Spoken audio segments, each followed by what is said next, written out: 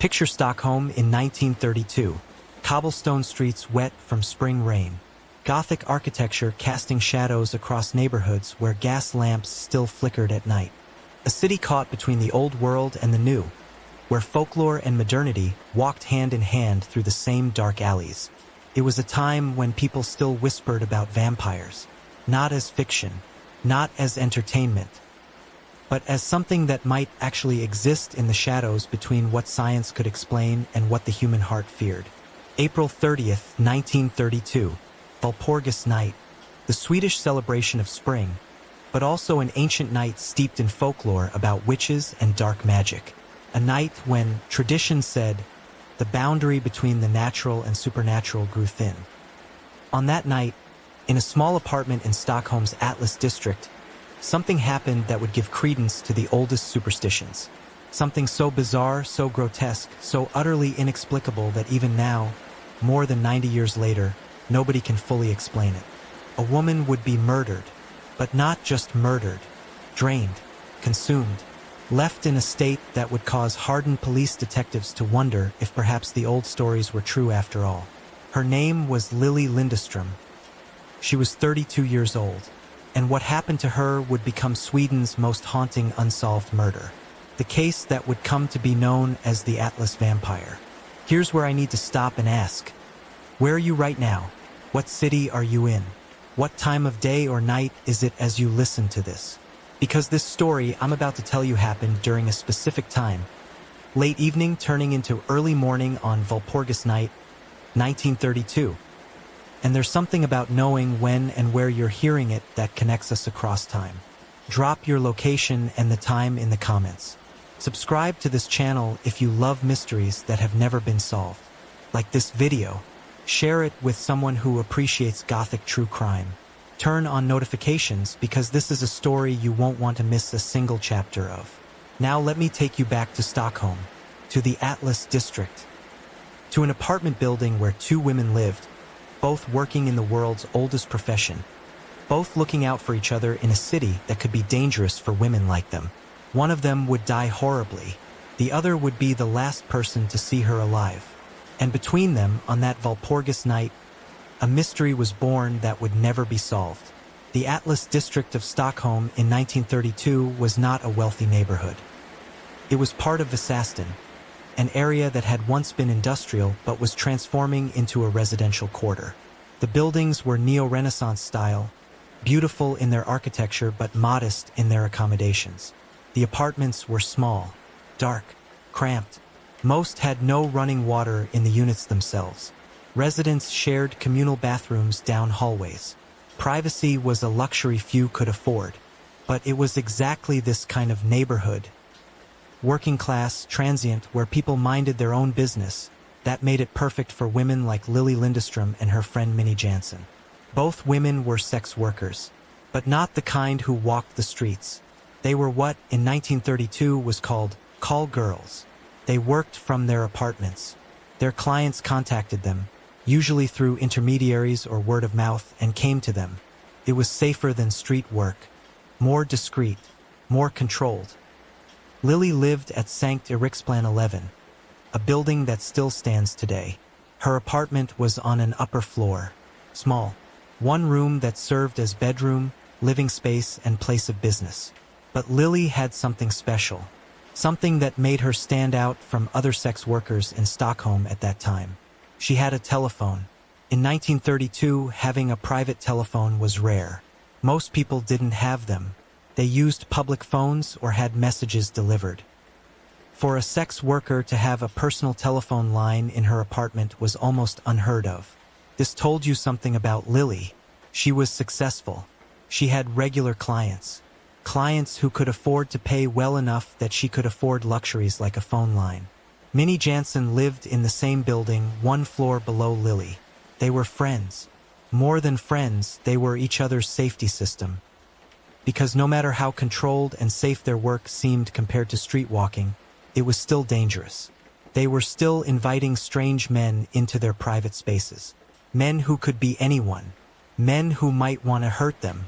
So Lili and Minnie had developed a system. When one of them had a client, the other would check in. A knock on the door. a borrowed item, usually a condom, which served the dual purpose of actually being needed and providing a legitimate excuse to interrupt. It was Minnie Jansen, who was downstairs in her own apartment, heard nothing unusual. No screaming, no sounds of struggle, no indication that anything was wrong. Shortly after the phone call, there was a knock on Minnie's door. It was Lily. "Can I borrow a condom?" she asked. This was their signal. Everything was fine. Lily had a client. She was letting Minnie know she was working. Minnie gave her a condom and Lily went back upstairs. A short while later, perhaps 20 or 30 minutes, there was another knock. Lily again. "The first one broke," she said. "Can I have another?" Minnie gave her a second condom. Lily smiled, thanked her, and went back upstairs to her apartment. That was the last time Minnie Jansen saw her friend alive. The next day was May 1st. Walpurgis night had passed into May Day. Stockholm was celebrating spring. People were out in the streets, enjoying the carnival-like atmosphere that traditionally followed Walpurgis night. Minnie assumed Lily was out celebrating too, or sleeping late after a busy night. May 2nd passed. Still no sign of Lily. May 3rd. Still nothing. By May 4th, Minnie was worried. She went upstairs and knocked on Lily's door. No answer. She knocked louder. Still nothing. She called Lily's phone number. It rang and rang. Nobody picked up. Minnie tried the door handle. Locked. She pressed her ear to the door and listened. Nothing. Just silence. But there was something else. A smell. Faint but unmistakable. The smell of decay. Minnie Jansen knew what that smell meant. She ran to the police station. The Stockholm police who responded to Minnie Jansen's report didn't take it seriously at first. A missing prostitute? She'd probably just gone away for a few days. Maybe found a rich client who'd taken her somewhere nice. Maybe decided to leave the profession and moved to another city. But Minnie was insistent. Something was wrong. She could smell it. Literally. Finally, the officers agreed to check. They went to Sankt Eriksplan 11, climbed the stairs to Lily's apartment, knocked on the door. No answer. They could smell it too now. That sweet, sickly smell of decomposition. They broke down the door, and what they found inside would haunt them for the rest of their lives. Lily Lindestrom's body lay face down on her bed, completely naked. Her clothes were folded neatly on a chair beside the bed, shirt, skirt, undergarments, all carefully arranged. Her head rested on her left arm. There was blood on the bed beneath her head, a large wound on the right side of her skull. But it was what they noticed next that made this more than just another tragic murder. Her skin was pale, unnaturally pale, almost white, and when the police doctor examined her body, he made a discovery that would give this case its infamous name. Lily Lindestrom had been drained of almost all her blood. The autopsy of Lily Lindestrom was conducted by a Stockholm medical examiner who had seen many murder victims in his career, but he'd never seen anything quite like this. Cause of death: blunt force trauma to the head. 3 heavy blows, likely from a pipe or similar rounded, heavy object. The blows had crushed her skull. She would have died quickly, probably unconscious from the first blow. But that wasn't the disturbing part. The disturbing part was what had happened after she died. Lily's body contained almost no blood. Her heart, her major blood vessels, her organs, all were pale, empty, drained. Yet there were no puncture wounds, no cuts beyond the head trauma, no obvious point of drainage. Her neck showed traces of saliva. Someone had licked her, kissed her, tasted her. Evidence of recent sexual activity was obvious. A condom was found still protruding from her anus, suggesting she'd been killed during or immediately after sex. Semen was collected. In 1932, this meant nothing for identification purposes. DNA testing was still decades away, but it confirmed what they already suspected. Her killer had been intimate with her before murdering her. The time of death was estimated at 2 to 3 days before discovery, which meant she'd been killed on May 1st or 2nd. Most likely the night of April 30th or early morning May 1st, right around the time Minnie had last seen her. But the question that consumed the investigators was, how had the killer drained her blood? And why? 6 weeks after Lily Lindestrom's body was discovered, police made another finding that would cement this case's macabre reputation. In the kitchen area of Lily's small apartment, investigators found a gravy ladle. It was dented, damaged, and it had dried blood on it. The blood was tested. It matched Lily's blood type. The implications were horrifying. The killer had used the ladle to collect Lily's blood. And based on the amount of blood missing from her body, he'd used it multiple times, filling it, consuming it, filling it again. How he'd extracted the blood without any obvious wounds remained a mystery. Some investigators theorized he'd positioned her body to allow blood to drain from the head wound into some kind of container. Others thought perhaps he'd used the ladle to scoop blood directly from her mouth or nose as it pooled there. But the most disturbing theory was simpler. He'd drunk it while she was still dying, while her heart was still pumping, while blood was still flowing from her crushed skull. The Swedish press had been covering the case since Lily's body was discovered. But it was the discovery of the gravy ladle that gave them the name that would stick forever. Vampirmordet, the vampire murder, and the unknown killer became known as Atlas Vampiren. The Atlas Vampire. Stockholm had a monster, a real one. Not from folklore or legend, but walking the streets, looking like anyone else, hiding among the population. And nobody knew who he was. Let's return to that apartment and examine what investigators actually found. The room was small, perhaps 12 by 15 feet. One window looking out onto the street below. A bed, a chair, a small kitchen area with a sink and hot plate, a wardrobe. The bed was where Lily's body had been found. Face down, left arm under her head, right arm at her side. The bedding was relatively clean. There wasn't the massive amount of blood you'd expect from someone who'd had their skull crushed, which suggested the killer had been careful, had controlled the blood flow, had perhaps even cleaned up after himself to some degree. Lily's clothes on the chair were folded with care, not thrown, not ripped off in passion or violence. Folded. This suggested she'd undressed herself, prepared for sex. The client hadn't torn her clothes off in a frenzy. There were no signs of struggle in the room. No overturned furniture. No scratches on the walls or floor. Nothing broken except that gravy ladle, which meant Lily probably hadn't fought back. Either she'd been taken by complete surprise, killed with that first blow before she could react, or she'd trusted her killer enough not to see it coming. The condom found protruding from her body was examined. Contained semen. But in 1932, that was as far as the analysis could go. Fingerprints were found throughout the apartment. On doorknobs, on the wardrobe, on the bed frame, on the gravy ladle. But in 1932, fingerprint databases were limited. Unless the police had a suspect to compare the prints to, they were useless. Hair was found that didn't match Lily's. Male hair, probably from the killer. Again, useless without DNA technology. The crime scene was, in many ways, a forensic goldmine. But the technology to properly analyze it wouldn't exist for another 50 years. The Atlas Vampire had left behind everything investigators would need to identify him. Except he'd left it 50 years too early. The Stockholm Police Department threw substantial resources at the Atlas Vampire case. It was sensational. The press was all over it. The public was terrified. There was pressure from politicians, from civic leaders, from everyone to catch this monster.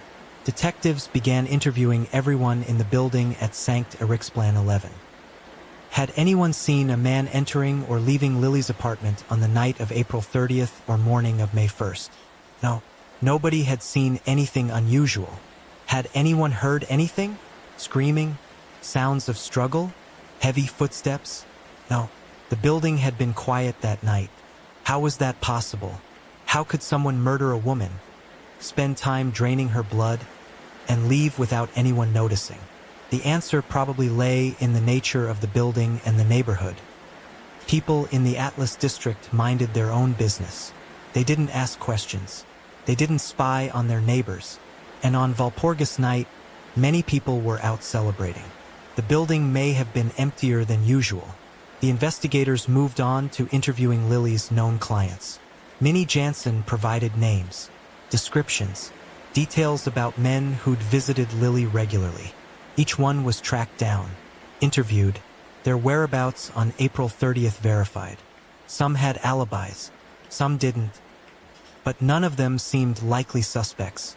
None of them matched the fingerprints from the apartment. None of them had any known history of violence. Most were respectable men, businessmen, professionals, married men visiting a discreet call girl. The investigation expanded to the broader sex worker community in Stockholm. Had anyone else had experiences with violent clients? Anyone who'd expressed interest in blood? Anyone with strange requests? A few names came up. A few suspects were investigated, but nothing stuck. Before we go further, I need to pause and ask, are you still with me? What time is it where you are now? Where in the world are you listening from? Drop it in the comments. And if you haven't already, subscribe to this channel. Like this video, share it, turn on notifications, because what comes next is where the case gets even stranger, where the theories start ranging from the plausible to the absolutely bizarre. Over the course of the investigation, Stockholm police interviewed dozens of potential suspects. Some were Lily's regular clients, businessmen, lawyers, a doctor, even a police officer who'd been known to visit her occasionally. Each was questioned. Each provided an alibi or explanation. Each was eventually cleared, but there were a few who remained under suspicion longer than others. Suspect number 1, the married businessman. A wealthy businessman who'd been seeing Lily regularly for over a year. He had a wife and children, a respectable position in Stockholm society. He admitted to being one of Lily's clients, but he claimed he hadn't seen her in over a week before her death. His wife confirmed he'd been home the night of April 30th. But wives lie for husbands, especially when the alternative is social ruin. Police investigated him thoroughly, searched his home, found nothing. He was eventually cleared, but some investigators never fully believed his alibi. Suspect number 2, the sailor. A merchant sailor who'd been in port in Stockholm during late April and early May. He matched the description of a man seen in the Atlas district around the time of the murder. Dark hair, medium build, foreign accent. He had no alibi for the night of April 30th. Claimed he'd been walking around the city alone, but his ship's manifest showed he'd been scheduled to sail on May 2nd. Why would he kill someone right before leaving the country? And his fingerprints didn't match those found in Lily's apartment. He was cleared. Suspect number 3, the medical student. A young medical student who'd been known to frequent the Atlas district looking for prostitutes.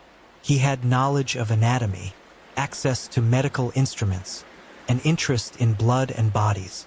Several sex workers reported he'd made uncomfortable requests, asked if he could draw their blood, offered to pay extra for unusual experiences. Police brought him in for questioning. He admitted to being in the Atlas district on April 30th, but he claimed he'd been with a different prostitute that night. Not Lily. The other prostitute confirmed his story. His fingerprints didn't match those from the crime scene. He was cleared, but he remained under surveillance for months afterward. None of these suspects panned out, and as summer turned to fall in 1932, the investigation began to lose momentum. As the official investigation stalled, theories about the Atlas vampire began to proliferate. Some were grounded in criminology and psychology. Others ventured into the supernatural. Theory number 1. A client she didn't know ***. Minnie Jansen had told police that Lily seemed confused by the phone call she received on April 30th, as if she didn't immediately recognize the caller's voice. This suggested the killer might have been a new client, someone Lily hadn't met before. But Lily was careful about new clients. She usually required references. She didn't give her phone number to strangers. So how had he gotten it? Theory number 2. Someone with medical knowledge. The precision with which the blood had been drained suggested someone with medical or anatomical knowledge. A doctor, a medical student, a butcher, someone who understood how blood flows through the body. But how many doctors or medical students would be visiting prostitutes? And of those who did, how many would have the knowledge and inclination to commit such a bizarre crime? Theory number 3. A police officer. This was the darkest theory, the one that made the investigation itself uncomfortable. What if the killer was a police officer? That would explain why no arrests were made, why the investigation seemed to stall, why certain leads weren't pursued as vigorously as they should have been. A police officer would know how to avoid leaving traceable evidence, would know how to manipulate an investigation, would know how to cover his tracks. The theory gained traction when it was revealed that at least one police officer had been a client of Lily's. He was investigated, cleared, his colleagues vouched for him, but suspicion lingered. Theory number 4, the real vampire. And then there was the theory that the Swedish press loved and the police hated. What if the killer really was a vampire? Not metaphorically. Actually, it would explain the drained blood, the lack of witnesses, the seemingly supernatural ability to avoid capture. Folklore experts were consulted.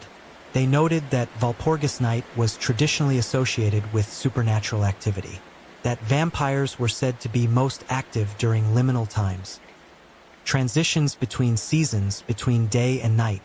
The theory was ridiculous, obviously, wasn't it? Modern criminologists and psychologists looking back at the Atlas vampire case have proposed another theory. The killer may have suffered from what's now called clinical vampirism or Renfield syndrome. This is a psychiatric condition in which individuals become obsessed with blood. They derive sexual pleasure from consuming it. They believe drinking blood gives them power or vitality. The condition is named after Renfield, a character in Bram Stoker's Dracula who eats living creatures to absorb their life force. People with Renfield syndrome typically progress through stages. First, they discover that drinking blood, even their own, produces a pleasurable sensation. Then they move to drinking animal blood. Finally, they escalate to human blood, often obtained through sexual encounters. The condition is rare, but it's real. And there have been documented cases throughout history. Fritz Haarmann, the Vampire of Hanover, killed at least 24 young men in Germany in the 1920s, biting through their throats and drinking their blood. Peter Kürten, the Vampire of Dusseldorf, killed at least 9 people in the late 1920s and early 1930s, drinking blood from their wounds. Both were active around the same time as the Atlas vampire. Could the Stockholm killer have suffered from the same condition?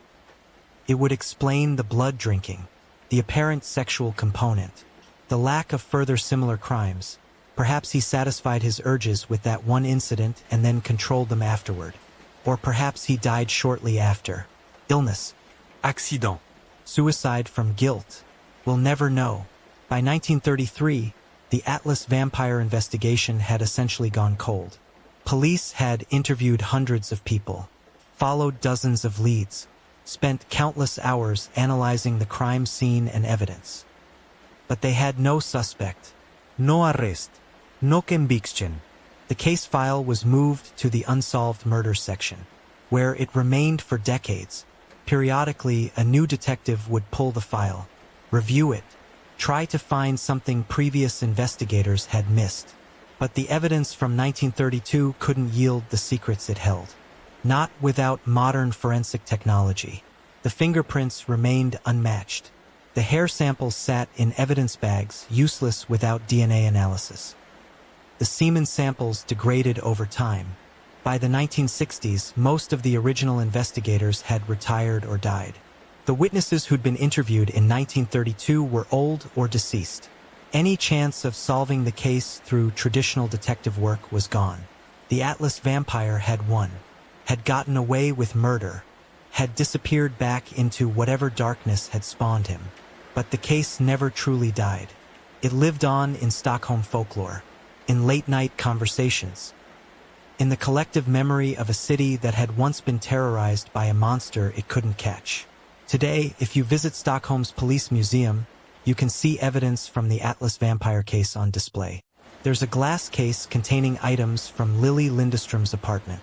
condom wrappers, photographs of the crime scene, a schematic diagram of her apartment layout. The gravy ladle, with its dried bloodstains, is the centerpiece. Dented, sinister, a mundane kitchen implement transformed into an artifact of horror. Visitors stand before the display case and stare. Some take photos. Some read the placard explaining the case. Most leave with an unsettled feeling, because the case is still unsolved. Because somewhere out there, or perhaps in a grave somewhere, is a person who killed Lili Lindström and was never caught. The museum doesn't sensationalize the case, presents it factually. But there's something about seeing the actual physical evidence that makes it more real, more disturbing. This wasn't a movie. This wasn't fiction. A real woman died horribly. A real killer escaped justice. And all that remains are these artifacts behind glass. In 2012, a woman named Gloria Anderson wrote a blog post about living in the same building where Lili was murdered. Anderson lived on the opposite side of the building from where Lili's apartment had been. But she said she always felt uncomfortable in the wing where the murder occurred. Not because she believed in ghosts. She didn't. But because knowing what had happened there, knowing that someone had been murdered so horribly in that space, created an atmosphere she couldn't shake. History has weight. Tragedy leaves traces. Even 90 years later, in 2021, advanced forensic DNA technology was used to identify victims and solve cold cases that had been unsolved for decades. The Golden State Killer was caught using familial DNA matching. Murder victims from the 1970s were finally identified using genetic genealogy. Could the same technology solve the Atlas vampire case? Theoretically, yes. The evidence still exists. It's preserved in the Stockholm Police Museum. The hair samples, the bodily fluids, the fingerprints. With modern DNA extraction techniques, it might be possible to develop a genetic profile of the killer. That profile could be run through genealogical databases. Familial matches could be found. Living relatives of the killer could be identified. But there are problems. First, the evidence is nearly 100 years old. DNA degrades over time. It's possible the samples are too degraded to yield usable genetic material. Second, the killer is almost certainly dead. He'd be over 110 years old if he were still alive. So finding him personally is impossible. But finding his descendants might be possible. And that could at least give Lili's story some closure. A name, an identity, an answer to who killed her. Third, there's the question of whether Swedish authorities want to invest the resources. The case is 92 years old. Everyone involved is dead. Justice, in the traditional sense, is impossible. But finding his descendants might be possible. And that could at least give Lili's story some closure. A name, an identity, an answer to who killed her. Third, there's the question of whether Swedish authorities want to invest the resources. The case is 92 years old. Everyone involved is dead. Justice, in the traditional sense, is impossible. But some cases demand answers regardless of practical considerations. The Atlas vampire is one of them. In all the talk of vampires and forensic evidence and unsolved mysteries, it's easy to forget the most important person in this story. Lili Lindström, a real woman, with a real life, real dreams, real struggles. We know she was 32 years old when she died. We know she'd been married once, divorced by the time of her death. We know she worked as a sex worker to support herself, that she was successful enough to afford her own apartment and a telephone line. We know she had friends. Minnie Jansen cared enough about her to notice when she disappeared, to go to the police, to insist something was wrong. We know clients liked her enough to become regulars, to trust her with their secrets, their desires, their vulnerabilities. She wasn't just a victim, she was a person, and she deserved better than to die face down on her bed with her skull crushed and her blood drained. She deserved better than to become a sensational headline. The vampire murder, a Gothic curiosity, a macabre tourist attraction in a police museum. She deserved justice, protection, safety. She deserved to live past 32. But someone took that from her. And whoever that person was, they escaped punishment. They got to live their life, maybe had a family, career, grew old, died naturally. White Lily's life ended in violence and horror on Walpurgis Night, 1932. After the Atlas vampire murder made headlines across Sweden, police in Stockholm braced for copycat crimes. It's a common pattern in sensational murder cases. Someone reads about a notorious crime and decides to emulate it. But no copycat crimes occurred. No other sex workers in Stockholm were found drained of blood. No other murders showed the same bizarre elements: the gravy ladle, the careful positioning of the body, the consumption of blood. This suggested several possibilities. Possibility number 1. The killer had been satisfied by the one murder. Perhaps he'd fantasized about killing and drinking blood for years, and once he'd finally done it, the reality didn't live up to the fantasy. The guilt was too great. The fear of being caught was too intense. So he stopped, never killed again. Possibility number 2. The killer died shortly after. Suicide. Accident. Natural causes. Something removed him from the equation before he could kill again. Possibility number 3. The killer left Stockholm. Perhaps he was a traveler, a sailor, someone just passing through. He committed the murder and then left the city, never to return. Possibility number 4. The killer was caught for a different crime. Perhaps he committed another crime, something unrelated to the Lili Lindström murder, and was imprisoned or executed. So he was prevented from killing again. Possibility number 5. The killer was more controlled than people thought. Perhaps this wasn't an impulsive crime. Perhaps he was capable of controlling his urges, of waiting months or years between killings. Perhaps there were other victims, in other cities, other countries, murders that were never connected to the Atlas vampire because they happened too far away or were attributed to different killers. We'll never know which possibility is correct. But the fact that there were no obvious copycat crimes or follow-up murders is one of the strangest aspects of this case. Most serial killers escalate. They kill again and again. The Atlas vampire killed once, or at least only once that we know of, and disappeared. In 2007, the Atlas vampire case experienced a brief resurgence of public interest. A Swedish documentary filmmaker requested access to the evidence. He wanted to see if modern forensic techniques could shed new light on the 75-year-old case. Permission was granted. Forensic specialists examined the evidence. They were able to develop a partial DNA profile from the hair samples found at the scene. But the profile was incomplete, degraded, not sufficient for definitive identification or database matching. They examined the fingerprints, enhanced them with modern imaging techniques. But without a suspect to compare them to, they were still useless.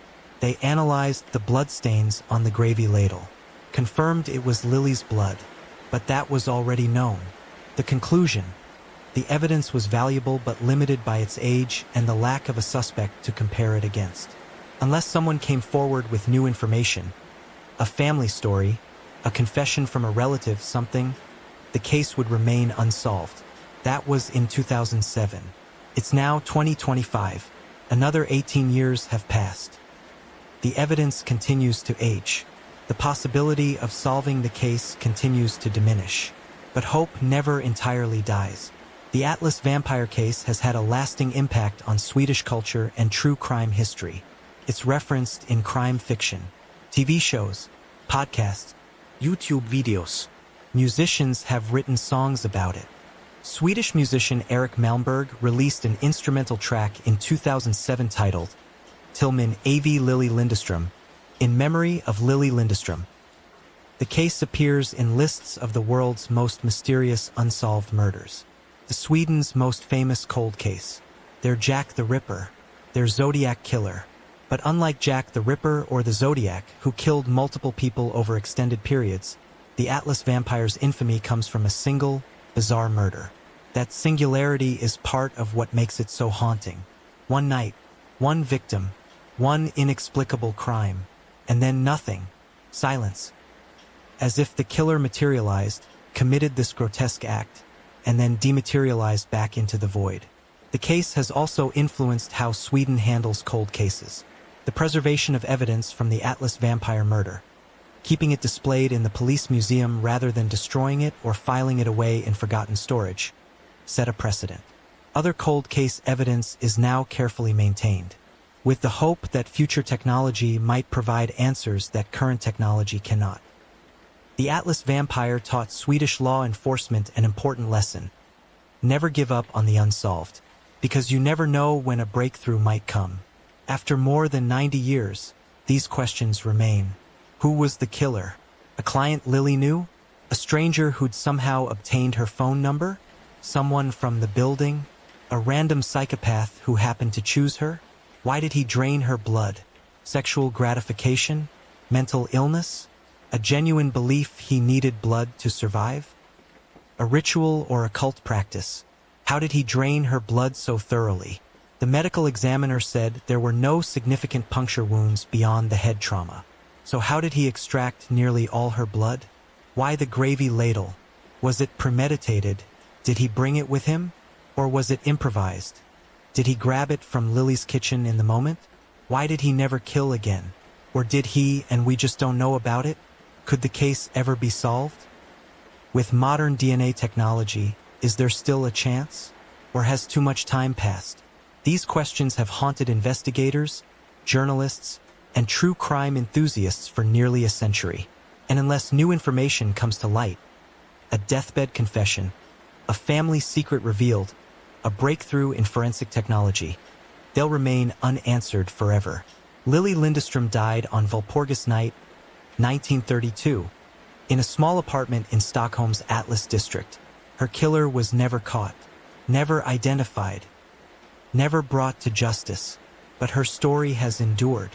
Not because of the sensational elements, the blood drinking, the vampire mythology, the gothic horror of it all, but because it represents something fundamental about justice and closure. When someone is murdered and the killer escapes, it creates a wound in society that never fully heals. The family of the victim lives with unanswered questions forever. Friends wonder if they could have done something to prevent it. The community feels unsafe because they know a killer walked among them and was never caught. And the victim, in this case Lily, becomes frozen in time as the murder victim, rather than being remembered as the full person she was. Today, if you walk down Sankta Riksplan in Stockholm, you can stand in front of number 11. The building still exists. It's been renovated multiple times since 1932, but the structure is the same. People live there now. They go about their daily lives. They don't think about what happened there 93 years ago, but the history is there, in the walls, in the floorboards, in the collective memory of a city that once trembled at the thought of a vampire walking its streets. The case file remains open. Officially, the Stockholm Police Department has never closed the Atlas vampire investigation. In theory, someone could still come forward with information. A family member could find letters or a diary from a grandfather or great-grandfather. A DNA match could be found. But realistically, the case will never be solved. The killer is long dead. Everyone who knew him is dead. The trail went cold 90 years ago. What remains is the story, the mystery, the haunting image of a young woman lying face down on her bed. Her life stolen, her blood drained, her killer vanished into the Stockholm night. In recent years, there's been a movement to remember victims of unsolved crimes not as mysteries but as people, to say their names, to acknowledge their lives beyond their deaths. So let's do that now. Lily Lindström, she was 32 years old. She was divorced. She worked as a sex worker to support herself. She had friends who cared about her. She had clients who trusted her. She had a life that mattered. She deserved better than what happened to her. She deserved justice that never came. And she deserves to be remembered, not as the Atlas vampire victim, but as Lily, a woman whose life was stolen on a spring night in Stockholm, a woman whose killer escaped, a woman whose story reminds us that some mysteries are never solved, and some injustices are never made right. If you've made it this far, if you've listened to this complete story, thank you. Thank you for caring about a woman who died almost a century ago. Thank you for keeping her memory alive by listening to her story. Subscribe to this channel if you haven't already. Like this video. Share it with someone who loves unsolved mysteries and true crime. Turn on notifications for more stories like this. And let me know in the comments. Where did you listen to this story from? What time is it where you are? And do you think the Atlas vampire case could ever be solved with modern forensic technology? The Atlas vampire remains one of the world's most haunting unsolved murders. A crime so bizarre, so inexplicable, that even after 93 years, it still captivates and disturbs us. Stockholm has moved on. The city has changed. The Atlas district has transformed. But somewhere in the city's archives, in police museums, in old newspapers and fading photographs, Lily Lindestrom's story remains, waiting, just like the case itself, still unsolved, still haunting, still reminding us that sometimes the monsters get away. May Lily Lindestrom rest in peace, and may her story never be forgotten. Until the next mystery. February 24th, 1978. A Friday night like any other. 5 friends climbed into a turquoise and white Mercury Montego, excited to watch a college basketball game. They were heading to Chico, California, less than 50 miles from their home in Yuba City. A simple trip, a game, and then back home. None of them knew they would never return. Their names were Gary Mathias, 25 years old, Jack Madruga, 30 years old, Jackie Hewitt, 24 years old, Ted Weiher, 32 years old, and Bill Sterling, 29 years old. They were called the Boys because that's how their families affectionately referred to them. Before you keep listening, I want to ask you something. Where are you listening from right now? What city? What country? What time is it where you are? Let me know in the comments because the story I'm about to tell you happened on a cold winter night in a forest that still keeps its secrets. If you're intrigued by unsolved mysteries, subscribe to this channel, like this video, share it with someone who loves true crime, and turn on notifications because you won't want to miss how this story ends. Now back to those 5 friends. They all had mild intellectual disabilities or psychiatric conditions. Ted and Jackie functioned on the autism spectrum, though in the 70s it wasn't diagnosed that way. Bill and Jack Madruga were considered slow learners, and Gary Mathias had been diagnosed with schizophrenia after serving in the army. But none of that really defined them. What defined them was their love of basketball. They played together on a team called the Gateway Gators, sponsored by the Yuba City Vocational Rehabilitation Center. And the next day, February 25th, they had their first game in a Special Olympics tournament. A tournament they'd been waiting for weeks. The winners would receive a week-long vacation in Los Angeles. Their uniforms were laid out on their beds, their new shoes freshly cleaned, everything ready for the big day. But first, the game in Chico. UC Davis versus Chico State, their favorite team playing just an hour away. They climbed into Jack Madruga's Mercury around 6 p.m. 5 friends, 1 car, a simple destination. What nobody knew was that something would go terribly wrong, and that 4 months later, when the snow finally melted, what they would find in the mountains would be so disturbing, so impossible to explain, that this case would become known as America's Dyatlov Pass. Because what happened to these 5 men that night defies all logic. And to this day, nobody really knows what happened. They arrived in Chico without any problems. The trip was normal. Along Highway 70, through California's Central Valley, a route they'd taken before. Jack Madruga was driving. He was careful with his car, almost obsessive. The Mercury was his pride and joy. The game started at 8 p.m. UC Davis versus Chico State. And the boys were there, in the stands, cheering for their team. The local Chico newspaper editor would remember them later. He said they sat apart from other spectators. There was something distinctive about them, something that made people notice them. The game ended around 9:30 p.m. UC Davis won. The boys were happy, and then they did something completely normal, something thousands of people do every night after an event. They went to a convenience store. Bears Market, 3 blocks from the university. They walked in just before 10 p.m. The clerk was annoyed because she was already closing, but she allowed them to buy candy, chocolate bars, chocolate milk, sodas, provisions for the drive home.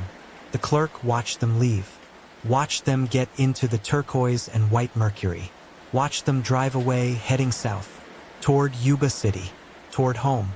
That was the last confirmed time anyone saw them alive. But here's where the story gets strange, because the route from Chico to Yuba City is straightforward. Highway 70 South. No detours, no possible confusion. An hour's drive, maybe a bit more. It's a route Jack Madruga knew well, a route they'd taken several times before. So what happened between 10 p.m. on Friday, February 24th, and 5 a.m. on Saturday, February 25th? Why did 5 men who were eager to get home, who had an important tournament the next day, who never stayed out all night, simply disappear? Their mothers started calling each other at 5 in the morning. None of the boys had returned. Not Gary, not Jack, not Jackie, not Ted, not Bill, none of them. And for families who knew their sons' routines, who knew they would never stay out without calling, this was terrifying. Jack Madruga's mother, Mabel, called the Yuba City Police Department at 8 a.m. They told her to wait, that maybe the boys had stayed over somewhere. But Mabel knew something was wrong, terribly wrong. At 8 p.m. on Saturday, after waiting all day, the families gathered and filed official missing persons reports. 5 men, missing.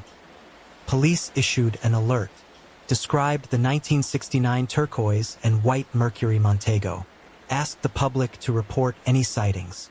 And then, 3 days later, the first clue arrived. But that clue would only deepen the mystery. February 27, 1978, 3 days after the disappearance. A U.S. Forest Service ranger was patrolling a remote mountain road in Plumas National Forest. It was a dirt road, high in the Sierra Nevada mountains, covered in snow. And there, parked on a snowbank, he found a turquoise and white Mercury Montego. The ranger had seen it 2 days earlier on February 25th, but assumed it belonged to a skier. He hadn't paid it much attention.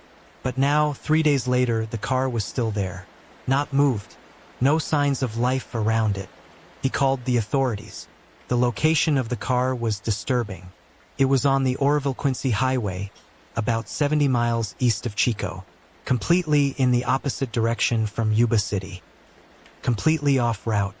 To get there from Chico, the boys would have had to drive east, into the mountains, up increasingly remote dirt roads, away from everything familiar.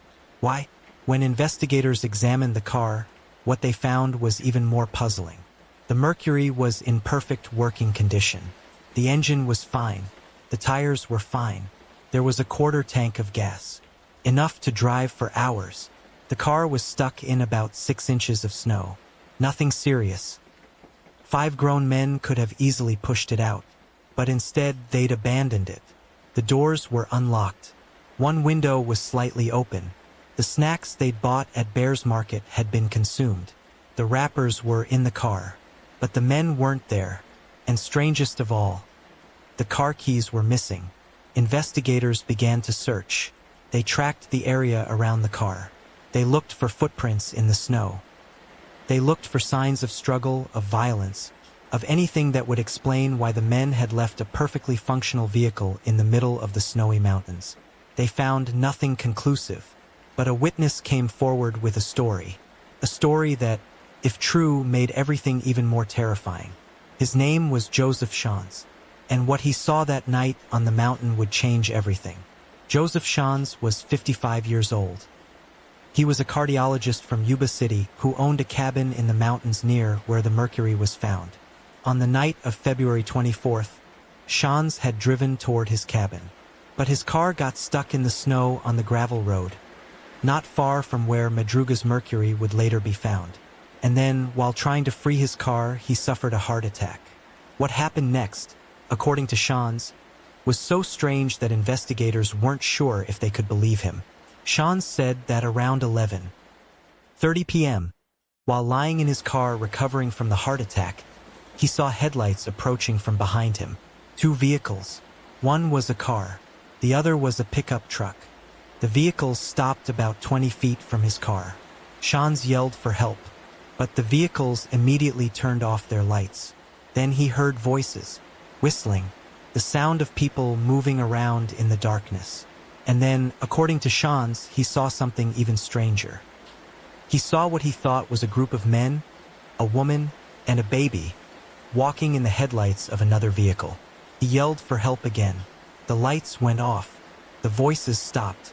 Everything went silent. Shans spent the rest of the night in his car. When his gas ran out and the cold became unbearable, he walked 8 miles down the mountain to seek help. On the way, he passed by Madruga's Mercury. It was parked exactly where he'd seen the group of people the night before. But Shans didn't think much about it at the time. Only when he heard about the disappearances on the news, days later, did he contact police. His story raised disturbing questions. Had he really seen the Yuba County Five that night? Were they with a woman and a baby? Or had the pain and trauma of the heart attack made him imagine everything? Investigators verified his story as much as they could. His car was where he said it was. The people who picked him up the next morning confirmed he'd been stuck on the mountain. But the part about the woman and baby could never be confirmed. Investigators never found evidence that a woman and baby were on the mountain that night. And Shans was known locally as someone who sometimes exaggerated or fabricated stories. So could they trust his testimony? They didn't know, but it was all they had. Meanwhile, time was passing, and the snow in the mountains was getting deeper with each passing day. Searching Plumas National Forest in the middle of winter was almost impossible.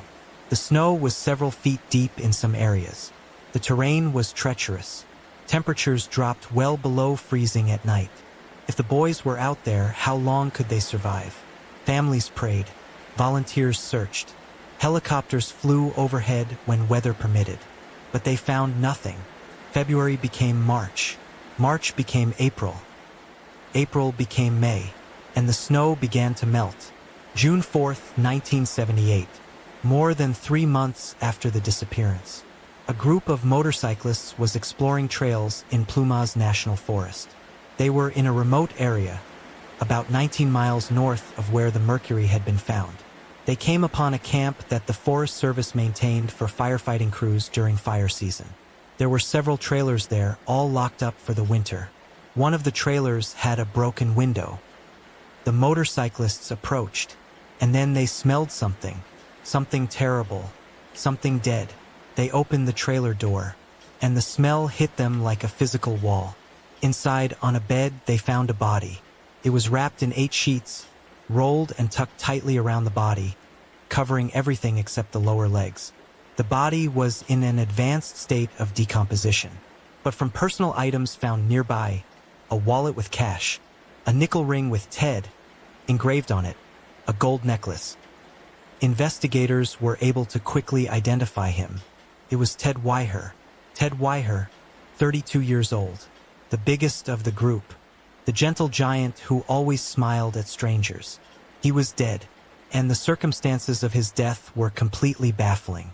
When he left his house on February 24th, Ted was freshly shaved. Now he had a long, full beard. Based on the beard growth, medical examiners estimated he'd been alive for 8 to 13 weeks after the disappearance. Almost 3 months. Ted had survived in that trailer for almost 3 months. And then he died of starvation and hypothermia. That alone was tragic. But what made the case go from tragic to completely incomprehensible were the details of what was inside the trailer. And what Ted hadn't used. Pause here for a moment. Are you still with me? What time is it where you are? Where are you listening from? Let me know in the comments. And if you haven't subscribed yet, this is the moment. Like this video, share it.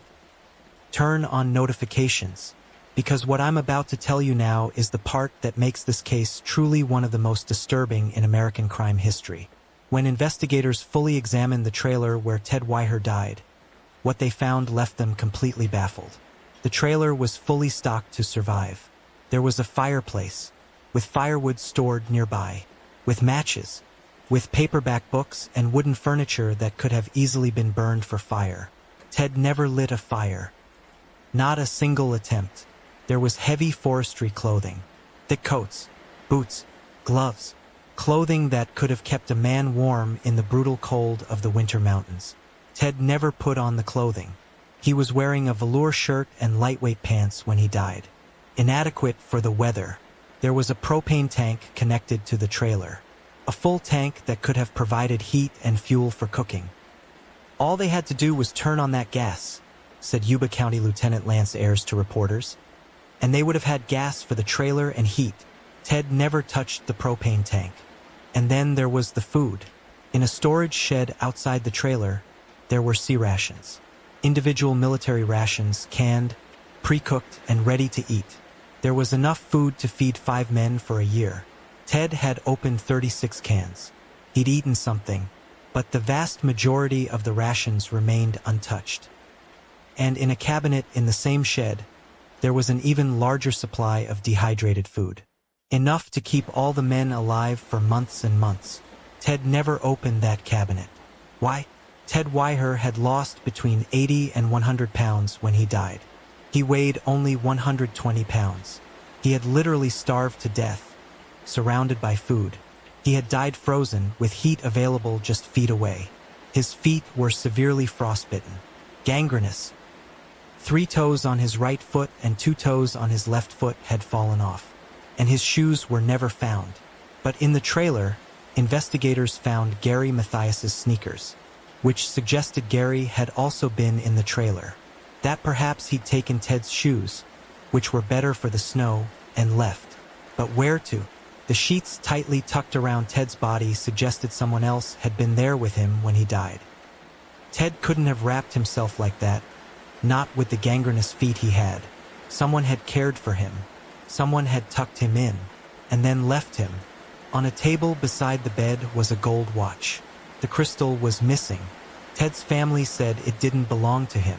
Whose watch was it? Investigators processed the scene for days.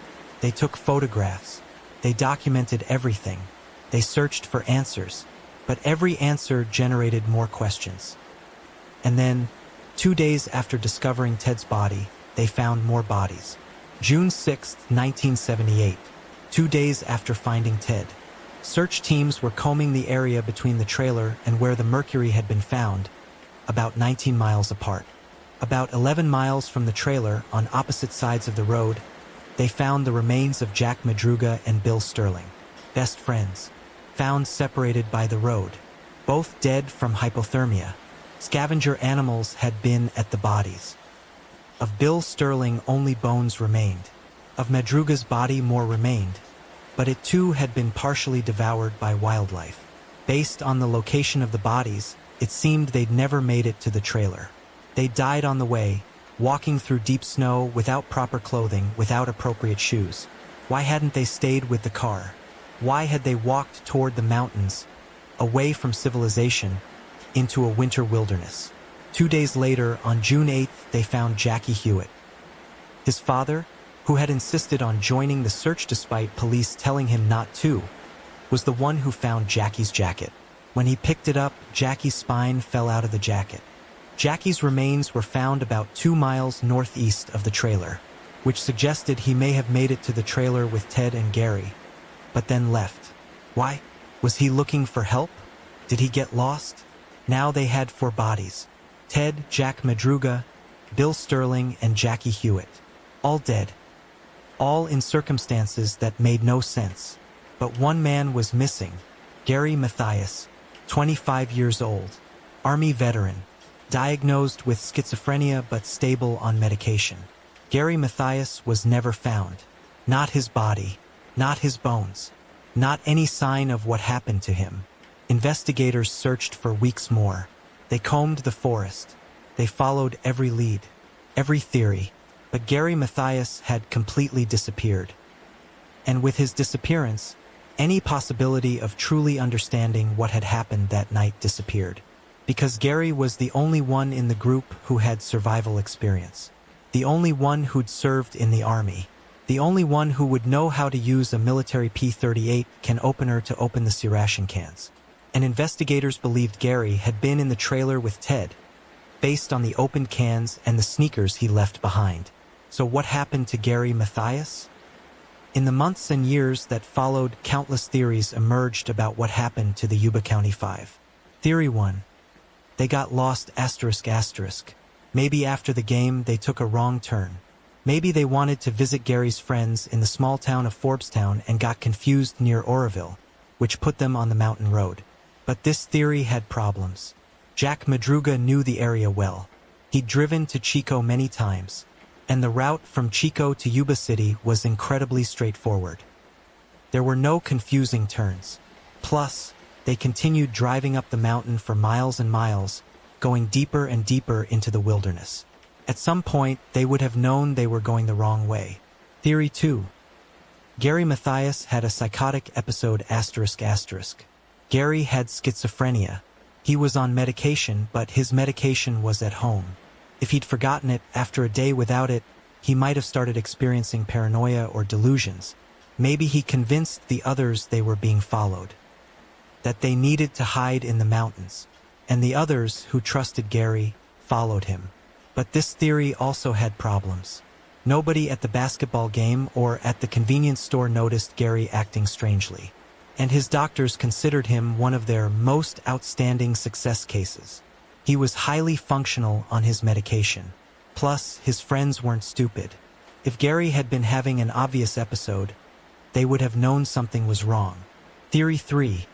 Someone forced them ***. This was the theory the families believed, that someone, maybe someone they saw at the game or at the store, had forced or scared them into driving to the mountains. Jack Madruga's mother, Mabel, said, "There was some force that made them go up there.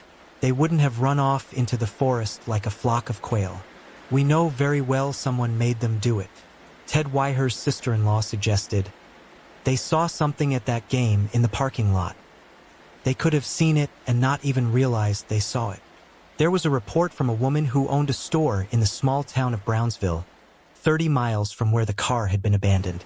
She said 4 of the men had come into her store the day after the disappearance, February 25th, in a red pickup truck. She said 2 of them, whom she identified as Hewitt and Sterling, were in a phone booth outside, while the other 2 came inside.